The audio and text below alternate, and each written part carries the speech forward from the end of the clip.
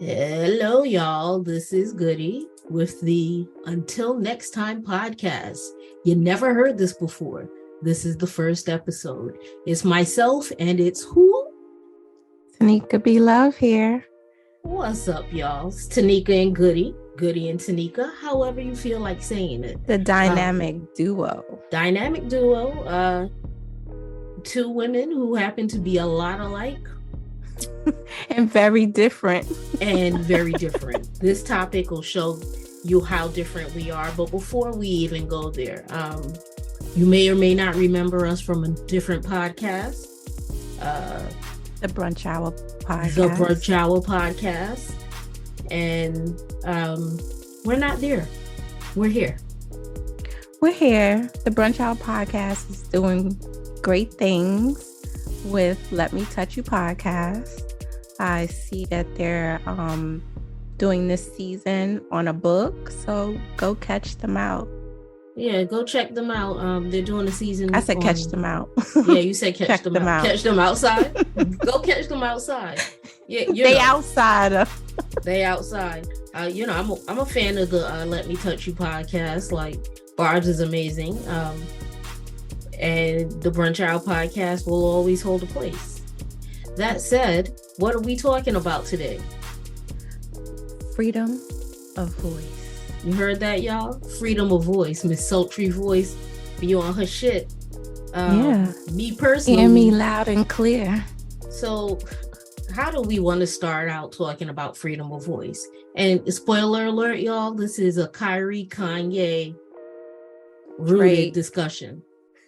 And everyone Drake else is like a byproduct, but we can start with Kanye. Okay. Well, I guess we first need to maybe touch on what freedom of voice is. To you, what is freedom of voice? Well, there's freedom of speech, right? You have the right. It's your First Amendment right to say what you want to say, how you want to say it, without going to jail. Freely. You should freely be able to say what you want to say without going to jail. If you are stopped from saying what you want to say, or if you are jailed for saying what you want to say, then you are being censored. Or Absolutely. If they burn your or cut your tongue out, or if you are put in, it's so drastic. Yeah, cut your tongue out. Yeah, cut your tongue out. Like I imagine they used to do that. I think a few tongues need to be cut out. There are tongues that need to be cut out. However, they still have their tongue because they still have their freedom of speech, their First Amendment right to say what they want to say, how they want to say it. Nobody's stopping them. What's freedom of speech to you? Just that, being able to say what you want to say, when you want to say it, how you want to say it, as long as it doesn't harm anyone else in the process. As an example, with your freedom of speech, you cannot yell fire in a crowded room. You can't. That will get you put in jail. Because Absolutely. When you start screaming fire in a crowded room, you are putting people in danger. They feel like it's about to get real.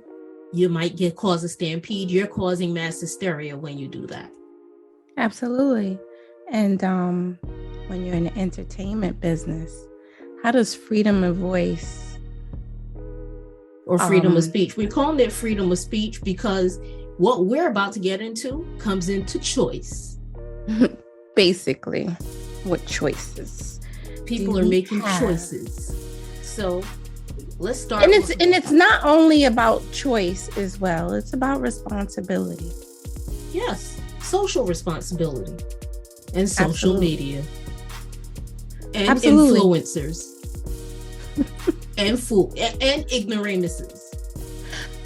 Well, see, the problem is you do treat the one that you love the status and how much reach you have.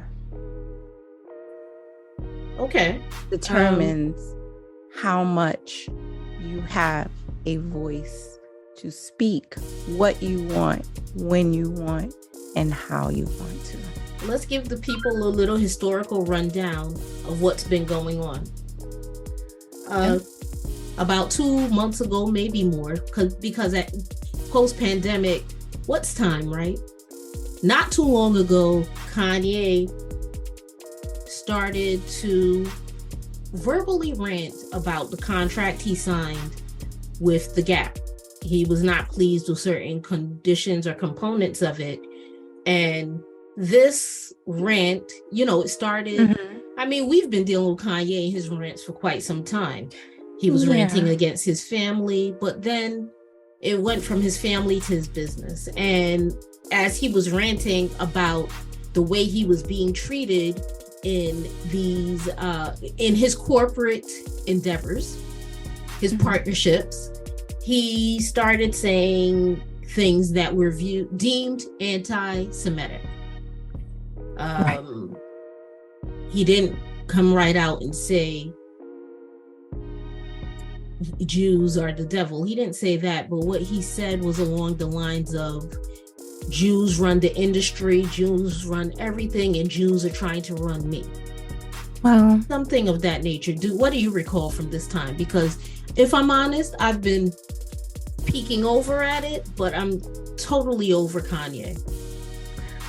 I've too been in and out. One, because there is a lot of his comments, his views, his tactics and methods that I don't agree with. But he has intrigued me. Why? Because to Kanye, this is a war he's fighting, right? Okay. And so he's what kind of war? No, I didn't. I said okay. Okay, so you ready to fight? What kind of war? You ready to fight? No, spoiler he's alert, fighting y'all. a war. There's some points of this that we just don't agree on. And to him, he's fighting a war for his life, for his freedom, something we were all born with. Okay. And for him, there are casualties at war, right? And we may not agree and we may not understand, but if you understand war, because I too had to fight for my life, right? Okay. So I understand the need to do what is necessary to win this war. Okay, so let's take a step back, because I don't want to miss this point either. Kanye, prior to getting into the anti-Semitic rants, he decided he was doing his own fashion show in France. He created White Lives Matter shirts. He wore the first one, then him and Candace Owens came out wearing them. Right. They're not talking about it, but Bob Marley's granddaughter was also wearing the shirt. Absolutely. Nobody had anything to say about that. So he did that. They had a lot to say about it. No. People had a lot to say, right? But the corporations didn't have much to say about it.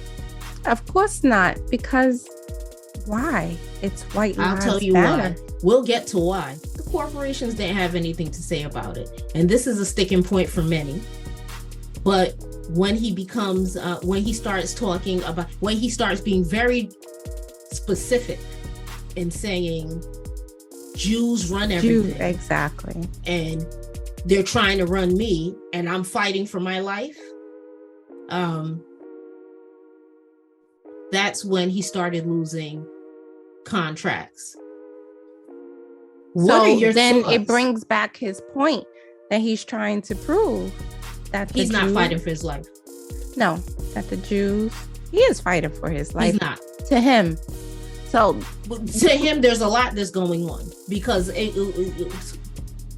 just to be clear, y'all, I do not think that Kanye is in his right mind in this moment. So to him, a lot is going on.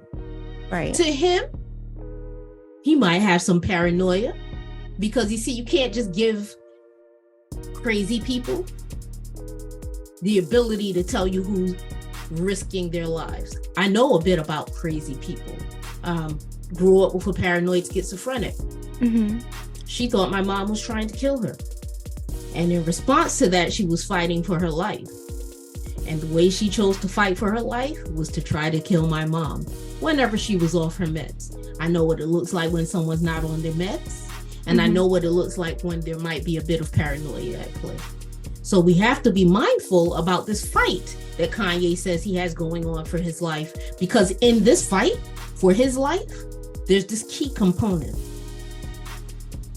Every table he sat at where he believes they may have poisoned his food, he begged for the invite. Absolutely. And when Sway asked him, why are you begging for the invite? Create your own. He told Sway, how, Sway? Well, he just recently came out and apologized and basically said that Sway was right all along. Of course he said Sway was right, because Kanye, although he has a lyric that says don't talk shit and end up apologizing, Kanye talks a lot of shit that he ends up apologizing for. Kanye has begged to sit at every table and eat every meal that was poisoned. I think at this time he's done begging. He's done begging because he's done begging right now. Let me tell you what the end looks like for Kanye. There's two things. Either he's going to take himself out the game. Tell me why you're mad, Goody. Like, I'm mad because I get frustrated when influential people grab a hold of people who ain't paying attention and have them advocating for things, and they will pivot on those motherfuckers. Kanye will pivot on people. That is true. Kanye has pivoted on people. If Kim says she wants Kanye back, Kanye will go back. Kanye is the same man who will tell you. He did an interview on Drink Champs. I watched that. I watched it too in whole. And in one part of the interview, he was talking about how the white people held his children captive. That's one part of the interview. Not too long after that, he said he would like to work on his family and bring his family together. But his family together is the same white people he said kidnapped his kids. He's a walking... You already said that he's not in his right mind. Okay, so if he's not in his right mind, and he tells you that he's fighting for his life, and he tells you he's fighting the Jews for his life, but he sat down and he signed a contract that he didn't read because he doesn't read. Right? That's what all of these things are things he's saying. He didn't read the contracts, but he signed the contracts. He's worth a lot of money, so he knows that he shouldn't just be signing contracts, but he did it anyway. Right? He don't even have a lawyer he could trust enough to read for him, since he doesn't read himself. And then he says, I'm fighting for my life and I'm fighting for my freedom. And we, the people who don't make enough money for him to actually have a conversation with, are supposed to rally behind him when he decides he's in this war. He's in a war indeed, but he's fighting himself. And I don't want any parts of the war. And I'm tired of hearing about his personal relationships and all of this. Because Dum Dum signed a contract that gave Adidas the right to everything but his name. Yeah. He signed that. Nobody signed it with his name. He signed that. Absolutely. Well, so who's he fighting? I think he's just fighting for the last moments to be free.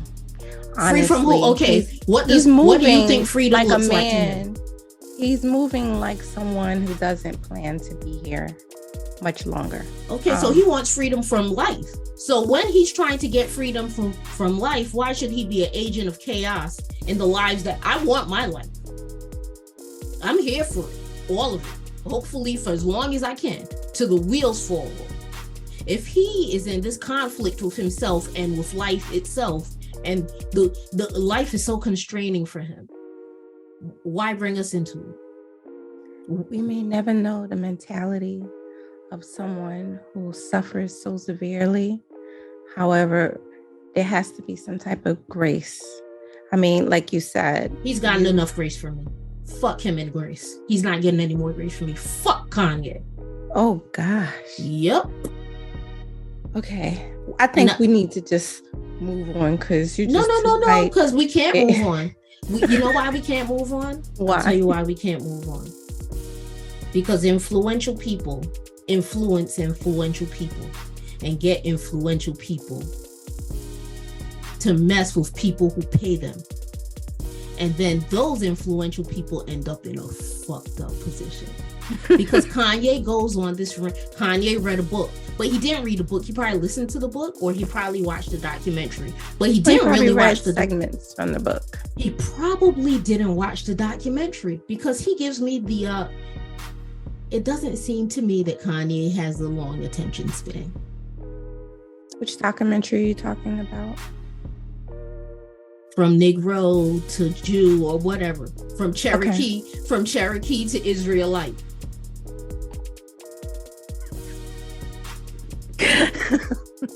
Right? So Kanye, he's talking about the Jews are holding us back, right? And the Jews are in control and the Jews are messing with us. Okay. I'm sure that there are some Jews that are messing with us. The same way his black ass and other black asses are messing with us too. Right? Mm-hmm. So I guess he inspires Kyrie. Again, maybe he gave him courage. He gave him courage to stand up for his own. What's Kyrie standing up for? And how close to the edge of the earth is he standing? Because he might fall off. He's a flat earther. I believe that every few years there's someone that needs to be the sacrifice, right? It was Colin Kaepernick. Now it's I'm not Kyrie. gonna do Colin Kaepernick the disservice by lining him up with a Kyrie.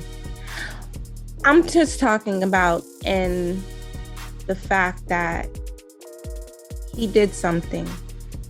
He apologized for it, right? And that wasn't good enough.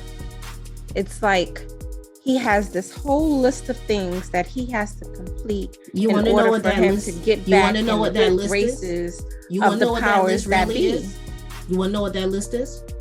You ready? Yeah, go ahead. Kiss our asses. We don't care. They know he's too proud to do everything that's on that list. They don't care. And let me tell you something about their lack of caring. No, first of all, when a Karen gets caught up and goes viral online for saying something that's racist, right? And she goes viral, right? And she comes and she apologizes to us, right? What do we say? We don't want to hear that. Why we don't want to hear it? Because she's not really sincere about it. That's one point. Same Karen, same situation. Someone is online looking and they see she posted some racist ass shit. They grab the racist ass shit. They go and hunt her down. They find out she works at XYZ Corporation. And they say, hey, XYZ Corporation, did you know that Karen was down here carrying on like this? And XYZ Corporation says, we had no idea. And they give Karen a stern talking to. And then Karen apologizes. Right? Not necessarily. She might lose her job. Oh, she might lose her job. Why does she lose her job? Because again, her behavior impacts the company. And what sacrificial lamb was she playing? Who was she a sacrifice for? She sacrificed her own damn self. So did Kyrie. No, I think with him it's a little different because again, he did with all of us is capable of doing, right? just sharing something that we found useful information to pass on to someone else, right? Okay, so now, okay, go ahead, because I'm gonna let you finish, Kanye. Because the message is not received well. They're beating down the messenger. Okay, now, so do me a favor. Tell me what this message was. For him, there was no message. He just found. So why was he sharing this message? It was no message for him. I ain't really even watched the documentary. I just shared something. Right. Like we all do. And they were like, all right, we ain't like what you shared. You know what? Exactly, so but this is what I mean. Somebody People want to pick online and choose. So at what point do we, as people, stop being so sensitive about shit? At some point, what are we sensitive about? He shared a post. Let me tell you a secret. We, the people, the Negro, the so-called Negro, would do a lot better to be more sensitive when people play with us and play in our face. We are seeing, you want to know what the sacrifice is? If there were to be a sacrificial lesson, he's a sacrifice that's showing Black people how Black people should respond when somebody play in our face. Because what's going on with Kyrie should have happened to Kanye when he said slavery was a choice. It should have. And we should have made it happen. You want to know who don't play? The Jews don't play. Let me tell you why they don't play. When you run around talking, because we give them power. That's why they don't play. It's basically we're giving them the power that they have. I don't give anybody power. Let me tell you why they have their power. They have their power because they ain't finna forget what they went through. There ain't nobody who could come and tell them that what they went through won't ever happen again. They believe that what they went through can happen again. And every single thing they do is in order to ensure that it never, ever, ever occurs again. People wonder why Jews get upset when the thing we are highlighting about them is something that they should feel complimented by. However, the thing that people are highlighting about them is the thing that caused the Holocaust in the first place. Because it was Jews are making all the money. And it was like, how can I use this to my advantage to ensure that they never do again? And what they did was put them in those concentration camps and took all of the things that they approved. And another thing, a problem I have with Black people, we are so sensitive when people do things to us, but we will stand by and watch them do the same things to other people and act like it ain't a thing. But when you let disrespect march in front of your house, it will turn around and march right up your doorstep. That is absolutely true. You have made a great point, Goodie. I didn't look at it from that perspective, absolutely. But in the light of freedom of voice, what is most important is being mindful about the information that we put out, because someone else is going to take that information and use it unwisely. Agreed. This is what Kyrie's an idiot, but the stance he's taken when I said what I said, that's an admirable stance. I love that for him. When I say what I say, my job don't know what I'm saying. We're going to get to this. And I understand where he was coming from, but this is the problem. The problem with Kyrie and most is when they find something that's new to them, they think it's new to all. So they come to us like they're sharing this never been heard before. And I don't know if it's because I'm a New Yorker. I don't know if it's because I was a 5%er. All of this stuff that he's sharing, heard it all before. But a lot of people, remember, we come from communities where people choose to be ignorant. People do not go and seek the knowledge for themselves. They do not believe that they deserve better. And so they do nothing. And the information that's passed along to them, they don't take the information and go further research it. They just take it and pass it along because to them, it makes other people look at them differently because they're passing around knowledge. So this is the thing. And I'm guilty of doing everything you said right now with this particular content because I wasn't finna go pay for it.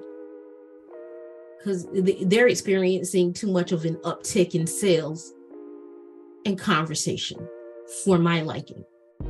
Because ultimately, while the Black man is God, truly believe it. While the Black man is great, and when I say man, I don't mean man versus woman. I mean, we as Black folks are friggin' amazing. I tout that message from the heavens. I believe in my divinity 100%. But I believe my divinity takes a knock when I start throwing stones at other people. My job isn't to look at the Jews and tell them if they good or not. My job is to look at myself and to walk good. So absolutely. The problem with people who are just getting to knowledge yourself is that excitement forces you to want to share. But what I would suggest to anyone who's just becoming aware of who they are and where they come from is to take a beat and to actually process what you're taking. Information, absolutely. Process the information. Think. Get to really know the new you now that you found who you are. Because what he was serving up, the reason why the people don't accept his they say you are free to say whatever you want to say, but you ain't free to say it in our jersey, at least for 5 games. And if you want to say it in the 6, you're gonna have to do all this ridiculous stuff that we know what you're not. We know you ain't finna do it, but you want to know why they're okay with that? They don't care if he do it or not. If he do it, good for you. Good for you, because I don't respect you and you shouldn't respect yourself, and no one else should respect you either. Right. If he does it. Right. But they don't care if he do it or not, because he has offended them. This documentary, mind you, Judaism, beautiful religion for the people who follow it. Islam, beautiful religion. The discipline, the commitment, I love it. I wish more would adopt it. But to get on a platform and share something that says these people aren't even real, these religions aren't real, that's inflammatory. And that's where, the majority of the world don't understand. Again, they don't have the stature of Kyrie. So someone like you or me can share it without consequence, and it's not looked upon. Let me tell you the truth. I can't share it without consequence, okay? My behind can't go live on the people them Facebook. For 27 days. I'm not going to be able to go live on the people them Facebook. Because you think they're going to block you? I got a 24-hour block. And that because I was talking to someone and I happened to say, I cited something that was in the documentary. I was like, this documentary is no good. It says Hitler's a hero. You out of here. Goodie, I just think that you're no good no more. See, you got to be like me. I've never been blocked. Let's just say this. Prior to that, I had never been blocked either. Right? So Well, no, that's not true because I had said You about to go in lying. No, because what happened was they misunderstood something I said prior. I said somebody posted something, a story, and in the story there was a rape. At the very beginning of them telling the story, there was the mention of a rape and an assault. And I was like, and then the end was crazy too. So I was like, dang, I could barely get past the rape and the assault. Right. They were like, dang, got you. You know, I want to take that back. You're absolutely right. These social media sites are so sensitive. You can't say, because it's artificial intelligence. Yes. So there's no context behind what they don't understand what's being said. They see words. There's no feeling behind. It's just words. No context. And raw meaning. That's all it is. So they're just censoring and blocking. I said, this is not right. A documentary saying Hitler's a hero. They saw Hitler's a hero. I was out of there. So I am not able to say what I want to say. That is true. You have once again got me to see it your way. Goody, you doing good today. Right? Well, I took my weed. Oh, no. You know, we just got real heavy, but I want to tell y'all what my life is like. So let's take a pause from the cause. Okay. Wait. My son's about to be 26. I ain't got to cook for him. I ain't got to shop for him. As a matter of fact, your man is doing his own little shopping and his meal prep for him to be a big buff guy. Right? Ooh. So I'm shopping for myself. And because I'm shopping just for me, I'm throwing it in the bag, baby. What? I'm getting $5.99 You picking cereal. Anything and everything, right? What? I got $5.99 cereal and I got cotton candy grapes, $5.99 a pound. What y'all know about that? Threw it in the bag. Expensive. What? I'm rich. I'm shopping for just me. I'm rich. I got money. Well, and you just leveled up. I That's got what it money. Is. When the kids go, we level the hell up. Let me tell you something. And I got money. I got cotton candy grapes in my fridge. What y'all know about that? Goody, enjoy it while you can, because let me tell you, once they out on their own for a little while, it's like they just look to mom for everything. And I know how you and your son is. That's like your husband's son, okay?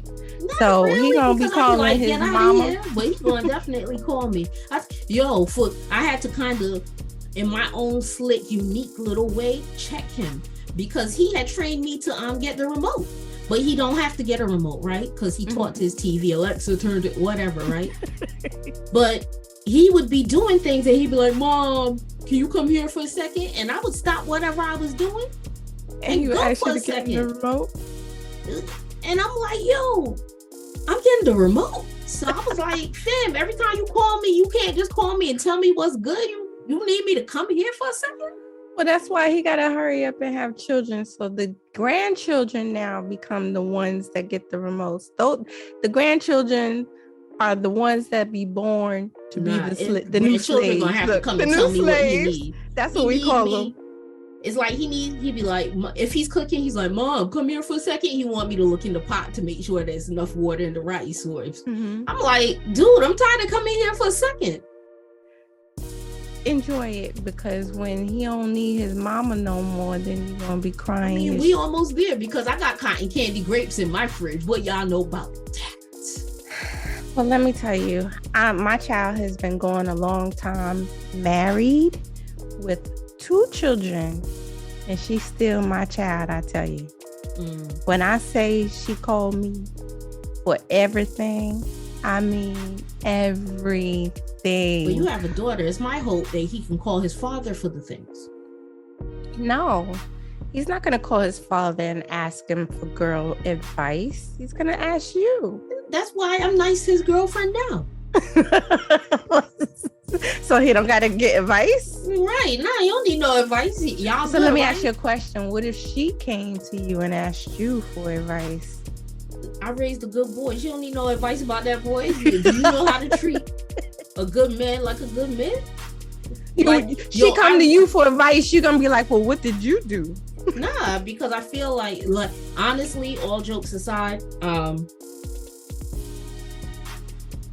I raised my son not to be my man, because he's not my king. You know, all that foolishness that women do, and then you end up dating a dude and you and his mom is like in competition. Mm-hmm. Ain't nobody in competition with me for his heart. I know who I am. I'm his mom. I'm gonna want to talk about Mama Diaz, but I ain't Mama D. Oh, forget about it. Right? So when I raised my son, I instilled in him the things that I wish existed in the men I try to date. As a matter of fact, I was speaking to his girlfriend just yesterday. I was like, look, I think I did a good job, because I really tried to put this kind of human into the world. And that's how I was seeing it, putting a human into the world. And, you know, I was a young mother. And there was a point in time where, like, for the first 3 years, I was in auto mode. I thought that, okay, I'm feeding him, da-da-da-da-da. And I think he fell in love with the F word.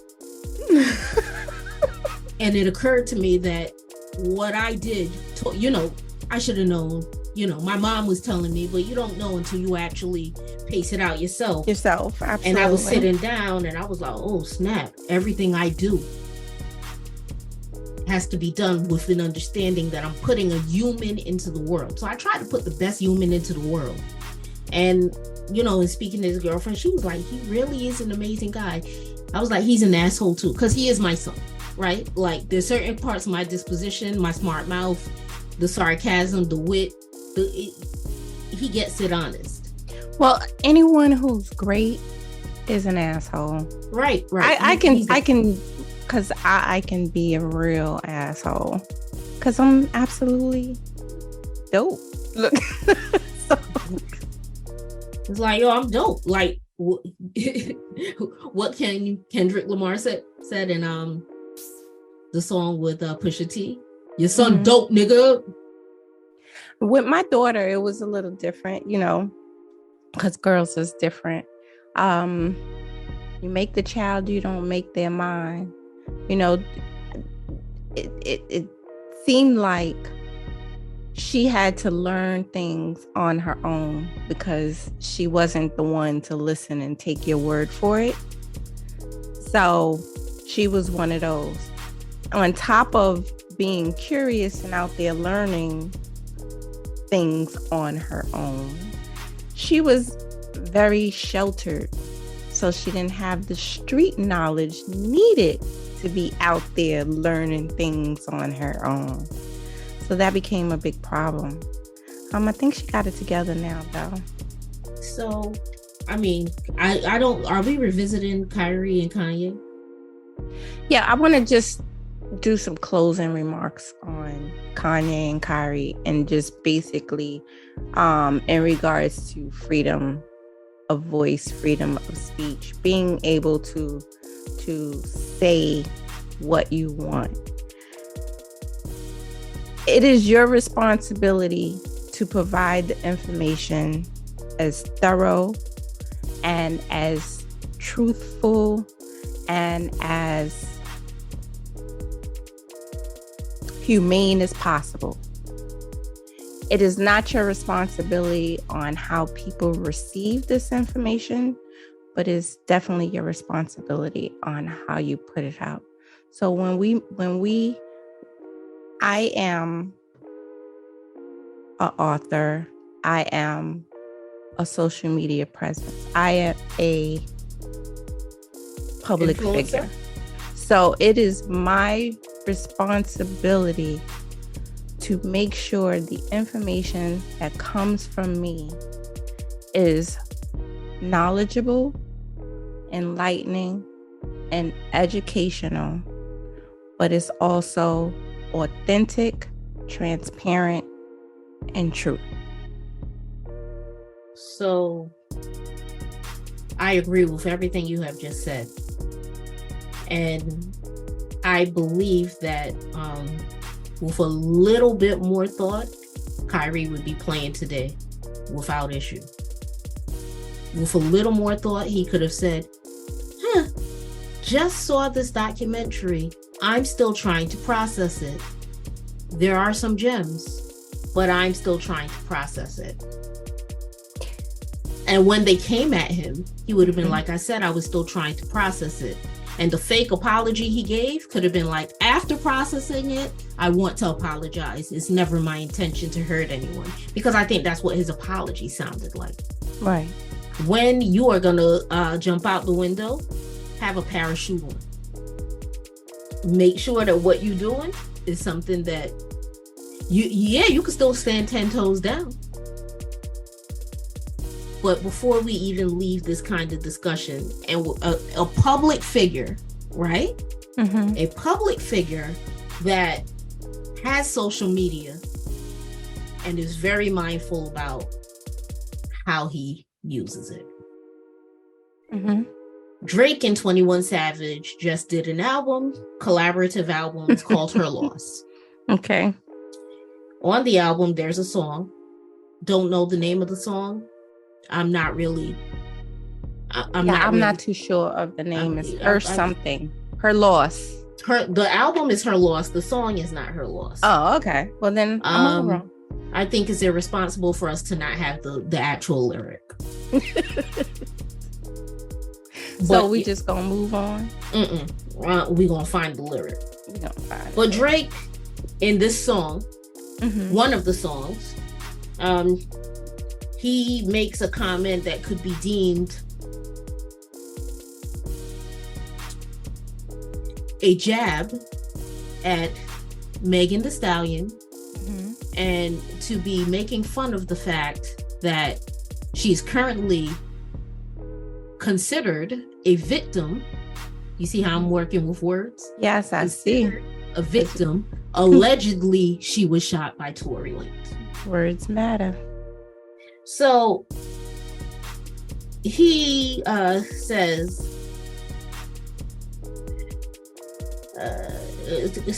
say something. He says, well, I'm not exactly, I don't want to misquote him, but it was to the effect that the song is called Circo Loco. Okay. Lie about getting shots or shot. He said shots, but okay, it's a double entendre. Lie about getting shots, but still a stallion. Okay. That's what you said. You said what you said. Line was about she graduated from college. I'm not even going there because you know what? You can make fun of somebody's level of education all day. But a woman being shot by a dude, that's allegedly dangerous. If you're making fun of, I'm not saying that happened. I'm saying a woman being shot by a dude is not a laughing matter. So if you are laughing at something that allegedly occurred, it's problematic. So he says what he says. He hasn't really given us much.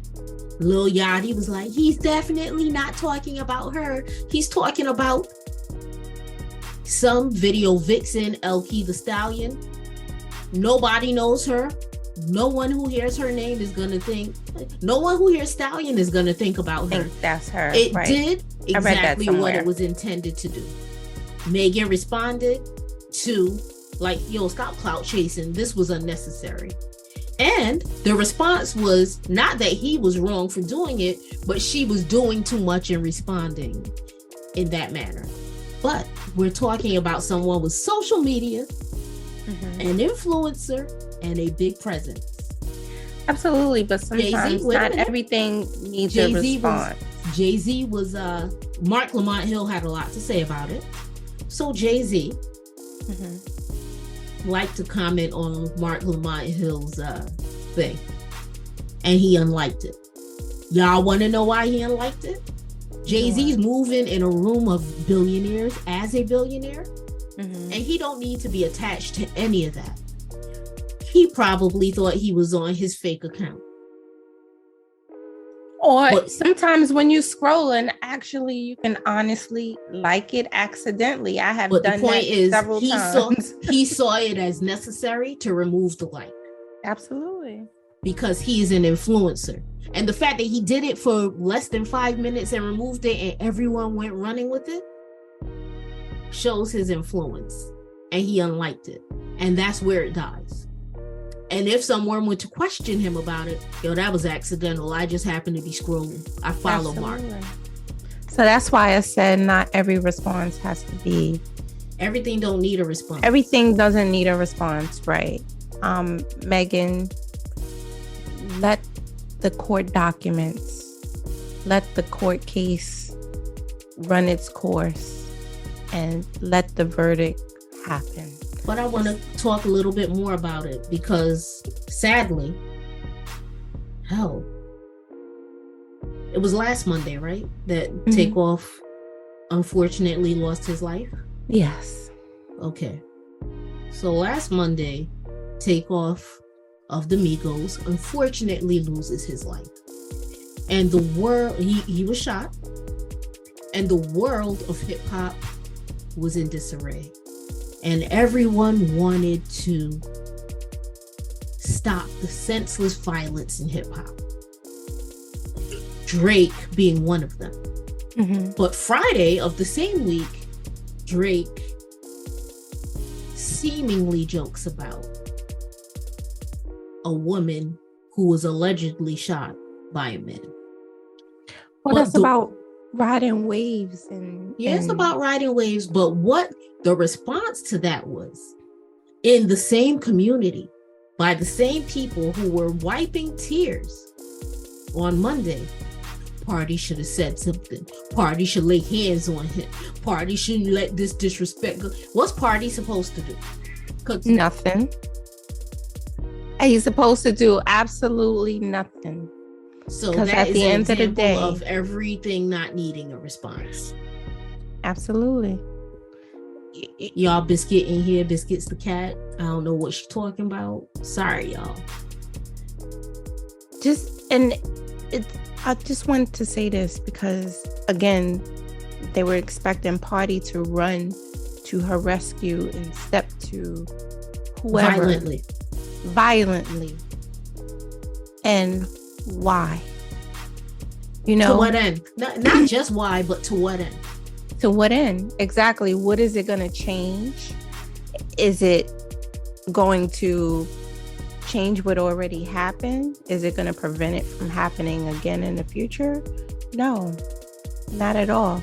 And we, as society, have to stop putting the pressure on men to run to rescue of women blindly. Not just and I say blindly, even with sight, because even if you most can of see the time you don't done. even have the information needed to do so, but because you were called upon, you just go running without asking any questions. So, and go ahead. Even if it wasn't blind, right? Even if you fully understand what's at play, Party understands what's at play. Mm-hmm. It is in the hands of the authorities. Dude is on house arrest. Mm-hmm. Other dude is standing for a dude who's on house arrest. In the end, they're going to make fools of themselves. There is no need to respond, even with a full understanding of what's like. To every action doesn't need a response. Choose your battles, folks, and stop trying to drag black men into war. Because I try my best to not even make black men if I can't handle it myself. Absolutely. I definitely don't be like, well, I'm gonna get so and so that I care about. So because once we're not in a place where words are enough, and we're not in a place where people are even stabbing each other. You stab somebody, there's a good chance that they're gonna shoot you. Absolutely. Right. You can't bring a knife to a gunfight. In the 70s, they was straight with the knives. Today, it's not the 70s anymore. It is not in New York, the you same. can carry a gun. No.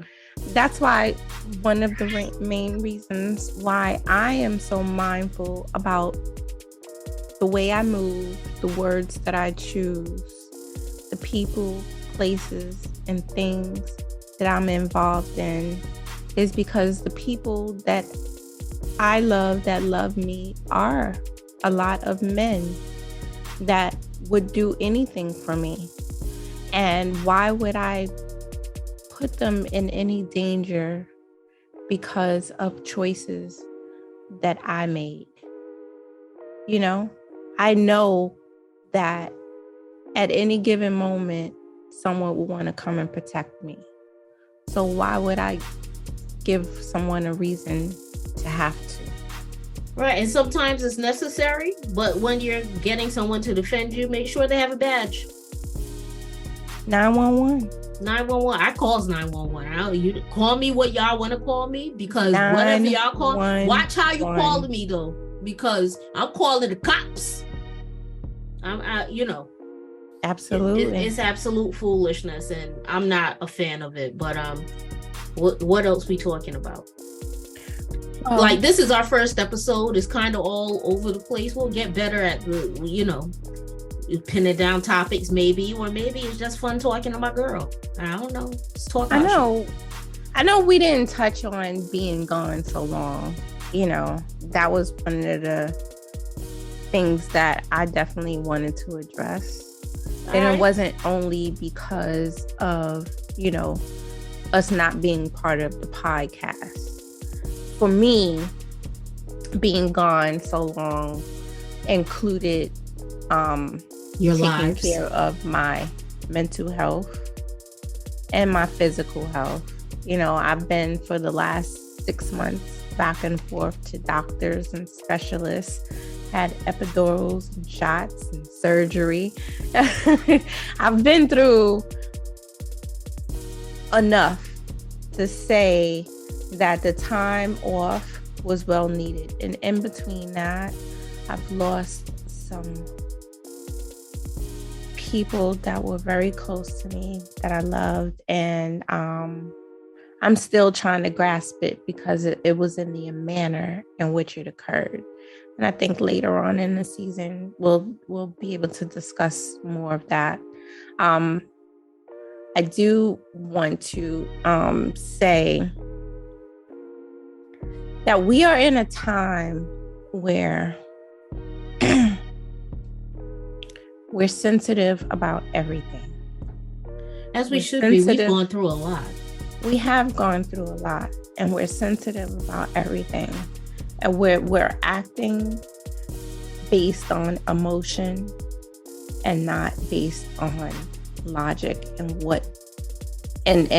practicing self-love. I'm going to say that, because when you love yourself, you make better choices for yourself.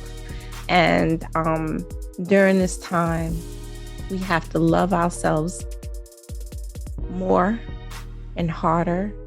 And then we have to love others just as hard. Well, you gotta love people, I guess, from overflow.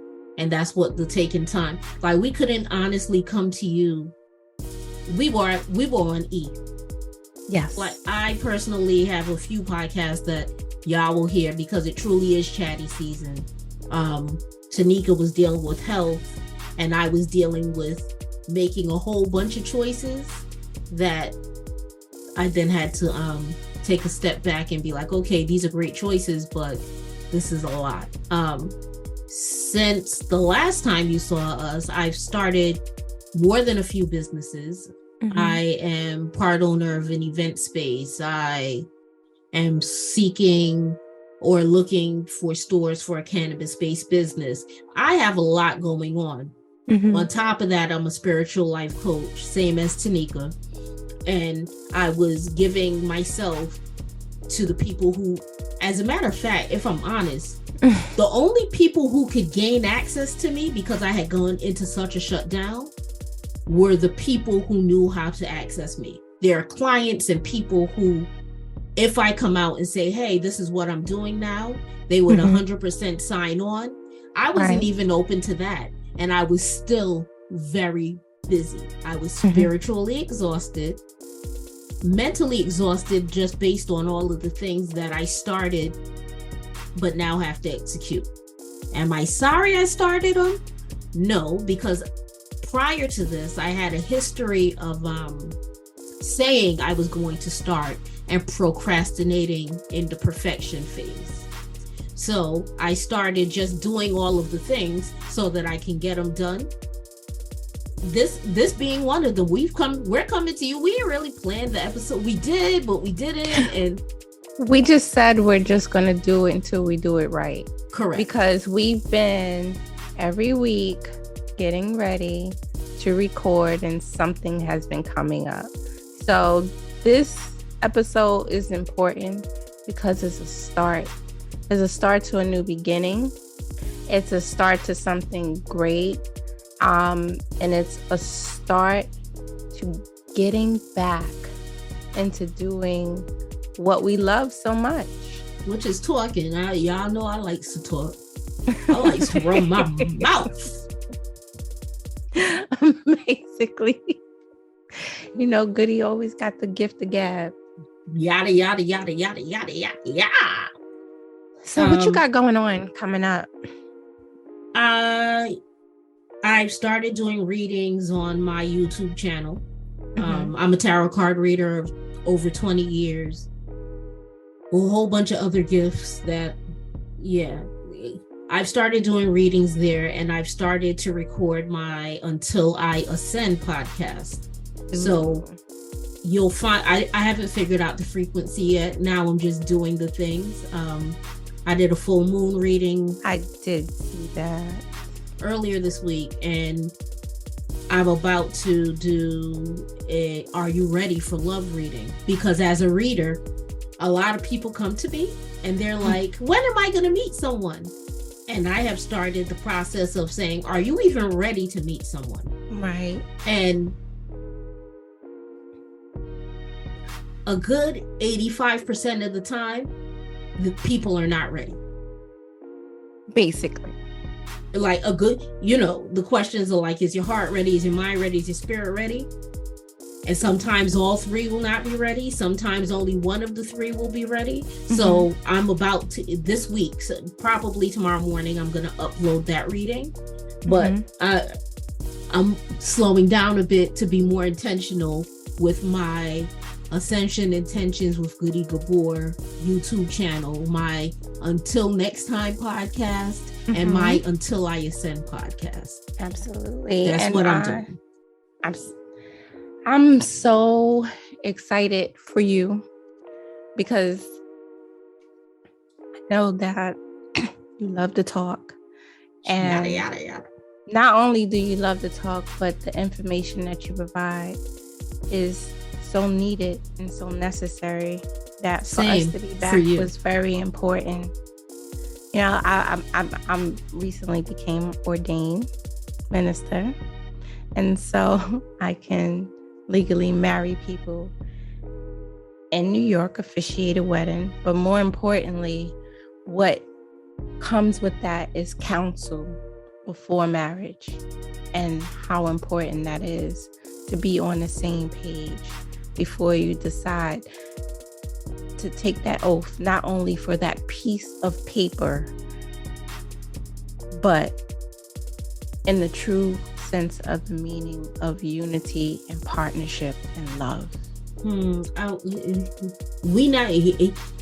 Tinika thinks she's about to wind me down, but we ain't even finished yet. Because what you said just remind me that I want to double back on parenting, Mama D and Scrappy. That's just a whole nother episode. We doing lives too, y'all. We will be live. When do you want to do the live? I think we should decide right here live. And tell them where we're gonna do the live. Yep. What time are you free on Tuesdays? Huh? What time are you free on Tuesdays?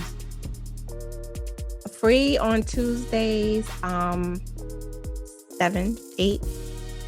All right, 8 o'clock. We're gonna do a live on Tuesday. I'm gonna share this episode. I'm gonna edit and share this episode tomorrow, and right? I'll get the artwork out, and tomorrow we'll get the fly out. But we'll figure out what day this pod actually drops. Like, this is basically us just saying, nah, we got to do it because we got to do it. It's overdue. It's time. It's time. It's definitely time. It's not. It'll look better and feel better and be better the more we do it. But I'm happy to be back, T. I'm happy to be back. I want to say that this is a journey that I look forward to. I look forward because I really admire you. I admire you and you inspire me. So, and I love your energy and aura. So just to be a part of something with you is just amazing. I feel the exact same way about you. Oh, but don't think just because, yeah, come on, you a sap though. I feel like Tinika trying to wind me down. So let's agree that on Tuesday we're going to talk about how you give people counsel before they go into being married. Yes. So I'm letting y'all know what we discussing. If Tinika agrees, but I don't see why she wouldn't. We saw it, and maybe you have open book. Maybe you have seen it, and maybe you haven't. Have you seen the last scene from the last season of Love and Hip Hop Atlanta between Scrappy and Mama D? Absolutely. Okay. There's so much in just that scene. There's so much about the trauma, but bigger than that, there's so much about this marriage that he's in with Bam, and how the trauma that he has from his childhood is affecting him.